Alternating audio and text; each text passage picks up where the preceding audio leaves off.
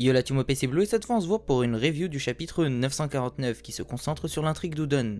C'est un chapitre de transition qui globalement n'est pas ouf mais il est utile. Il ne nous révèle pas vraiment des éléments intéressants sur les acteurs de cette intrigue ou sur les fourreaux rouges. De plus, le fait que Big Mom et Queen soient partis fait qu'il y a moins de tension dans cette intrigue, car il n'y a plus réellement de grosses menaces, d'où l'utilisation du virus pour créer un semblant de danger dans cette intrigue. Mais ça a vite été balayé. Mais attention, il y a aussi eu du positif dans ce chapitre, on a eu un Luffy leader bien classe et ça c'était cool. On commence ce chapitre avec un affrontement qui oppose le groupe de Luffy aux gardiens d'Udon, dirigé par Old Maid. Daifugo, l'un de ses subordonnés, tire des balles frénétiques sur les prisonniers. Ces balles insufflent aux personnes qui les reçoivent un poison qui se transmet par le toucher. Mais pas que. Elles plongent la victime dans un état de fièvre extrême, qui les dessèche et leur fait perdre du sang. Le fait qu'il soit asséché fait penser aux fruits de crocodile, mais ces balles sont moins redoutables que son Ground Death, ou certaines autres techniques que lui confère le Sunasuna no Mi. Des techniques qui lui permettent d'assécher jusqu'à transformer en sable des personnes ou des objets. Cette invention est l'œuvre de Queen, c'est le virus Momi. Si Queen a par le passé connu Crocodile ou l'a vu à l'œuvre, il est possible qu'il se soit inspiré de son fruit pour mettre au point cette invention.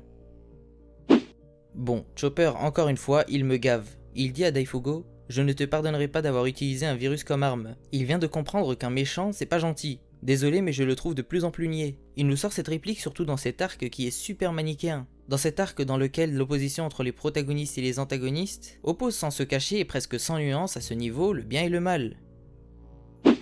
Bref, la fièvre des détenus couplée au fait qu'ils aient été brisés mentalement a dû jouer sur leur lucidité. Ils se sont mis à attaquer le groupe de Luffy, car ils l'ont perçu comme étant la cause de ce qui leur est arrivé. Ils pensent que sans son intervention, rien de tout ça ne serait arrivé, que sans son intervention, ils auraient continué à vivre normalement. Mais Luffy leur dit que leur situation n'a rien de normal, qu'ils sont réduits en esclavage, et que lui et son groupe sont là pour les aider. On est toujours dans cette opposition entre le bien et le mal qui fait cette fois de Luffy un sauveur, un héros à Wano. Il les touche volontairement pour être contaminé et montrer qu'il est avec eux, et qu'avec eux il surmontera tout ça. On reste dans ce registre très shonen, c'est pas forcément recherché, super mature ou innovant, mais ça reste du One Piece. Cette scène a plu à une bonne partie de la commu francophone. Kid reste passif et observe la scène. Il reçoit les clés que Raizo a volées mais reste assis et continue à être attentif à ce qui se passe. Il fera sûrement bientôt un geste symbolique qui actera une alliance avec Luffy. J'ai hâte de le voir à l'œuvre. Momo lui aussi est présent mais reste caché. Il observe aussi la scène. Celui-ci pourra incarner aux yeux des prisonniers le futur de Wano après le départ de leur leader Luffy.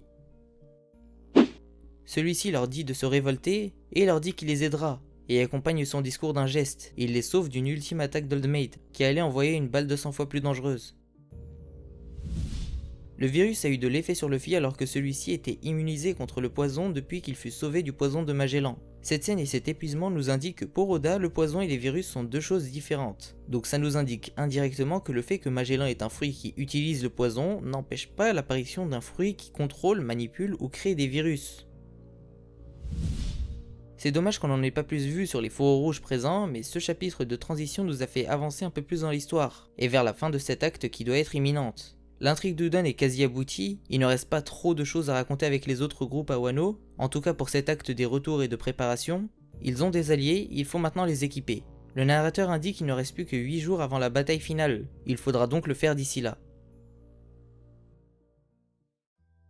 Voilà, cette vidéo est terminée, j'espère qu'elle t'aura plu. N'hésite pas à commenter pour me dire ce que tu as pensé de cette review et de ce chapitre, et pourquoi pas parler du chapitre de l'auteur de Dr Stone sur Zoro. Peu importe ce que disent les gens, il est vraiment super classe, et je vous conseille tous d'aller le lire. J'ai pas compris pourquoi il y a eu tous ces mauvais retours, car il a fait ce qui était annoncé. Il a refait un chapitre avec son style. N'hésitez pas à rejoindre mon serveur Discord et celui de Little Garden, les liens seront en description. Mais aussi sur mes réseaux sociaux, il y aura bientôt une annonce par rapport à un format qui va arriver en août. J'en dis pas plus mais j'ai hâte de vous le montrer. N'hésite pas à t'abonner et à activer la cloche pour rien rater. Et moi je te dis à la prochaine, ciao la team. Et oubliez pas, le One Piece existe.